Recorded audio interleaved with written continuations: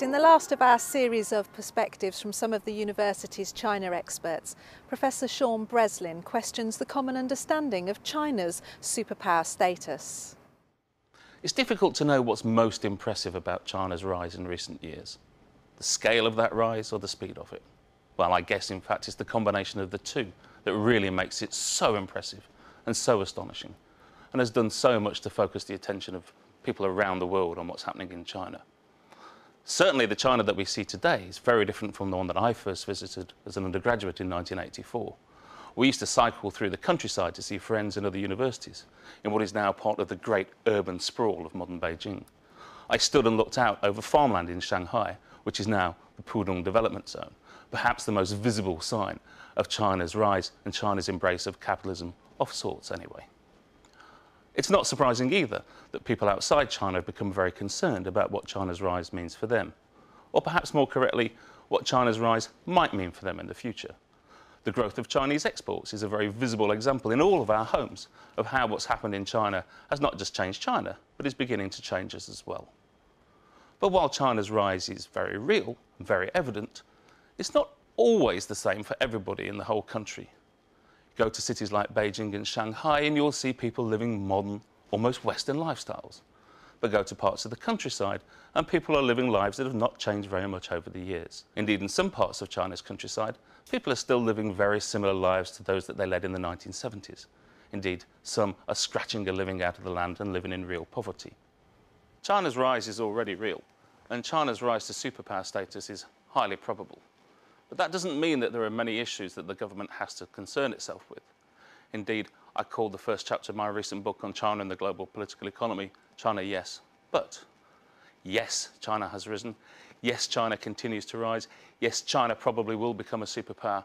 But there are huge problems. Huge environmental problems, huge developmental problems, problems of political stability.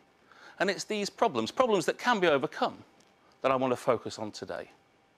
Let's take, for example, the size of the Chinese economy. There are different ways of calculating how big this economy is. Some people say it's the fourth biggest in the world. Some people say it's the second biggest in the world. But whichever way you calculate it, you have to divide by 1.3 billion people to get a real sense of how rich individuals are. In per capita terms, China doesn't come second or fourth, but in the 90s, 100s, perhaps even 120th in the league tables of richest countries. Of course, this wealth isn't equally spread, and indeed one of the major challenges that the government has identified is the level of inequality in China. In the 1980s, China was one of the most equal economies in the world. As wealth has risen, so has inequality. It now ranks as one of the most unequal economies in the world. And again, as with the rise of China, it's not just the rise of inequality, it's the speed of the rise of inequality that is causing problems for governments and policymakers. Chinese figures suggest that people living in poverty in China have dropped from about 250 million in 1978 to the low 20 millions today. Well, I think we can have problems with both of those statistics. There were certainly more than 250 million people living in poverty in China in 1978, and there are certainly more than 25 million people living in poverty in China today. If we take the dollar a day figure that is usually used by the World Bank and other agencies to indicate poverty, then the figure's probably nearer 90 to 100 million. Much less than before, but still a problem that needs to be resolved. Furthermore, some agencies suggest that as many as 500 million people are in danger of slipping back into poverty in old age because they can't afford healthcare. In fact, health, education and welfare are harder to find in some parts of China now than they were in the 1970s. And this is a key problem for the government and a key agenda for the leadership of Hu Jintao and Wen Jiabao as they move forward. In fact, if somebody told you the story about China and you didn't know where it was, rather than thinking about impending superpower, you might be thinking about impending collapse. Here we have a country that has abandoned the ideology that was the bedrock of Communist Party rule for so many years. Here is a country where we've seen massive urbanisation, a huge and rapid agrarian revolution, massive industrialisation, alongside deindustrialisation, as the old state-owned sector has largely fallen apart.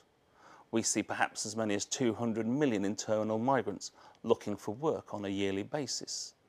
Here we have a country that suggests that politically there are problems. and yet political stability has been more or less maintained. Of course, notwithstanding what happened in 1989. And this is largely because of an unwritten contract that exists between the party and the people.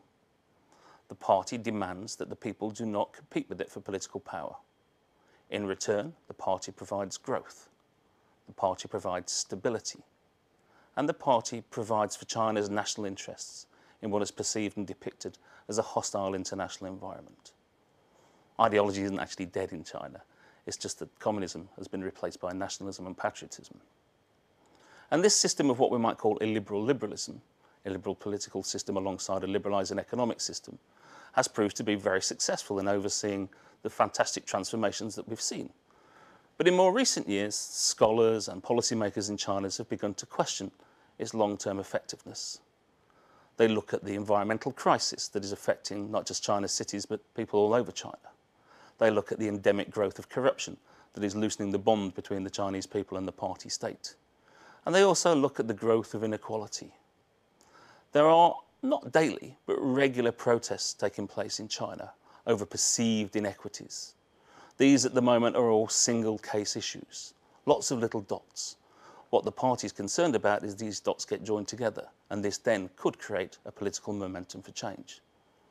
As a result, they've sought of new ways of shoring up legitimacy by moving simply from growth to developmental priorities. Nationalism remains important for the current government. Witness the way that they've promoted and marketed the Olympics, both at home and overseas. But they have begun to rethink the emphasis on growth. They now want to focus on what you do with growth and also the quality of growth. Let's think about the quality of growth first. They want to move away from just cheap exports that are low-tech, low-skilled, and move towards higher levels of the production chain to build up the skills, to build up the value chain within China.